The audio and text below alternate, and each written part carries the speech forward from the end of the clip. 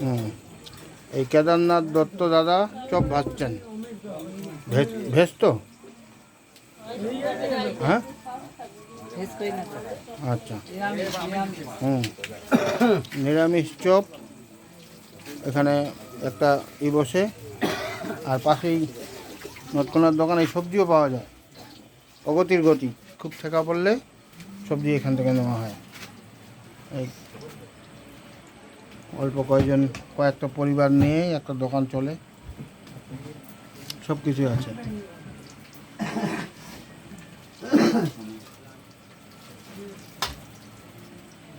দেখুন এখানে চপ ভাজা হচ্ছে।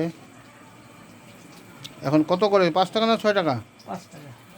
অন্যখানে 6 টাকা, যাই হোক আপনি 5 টাকা রেখেছেন।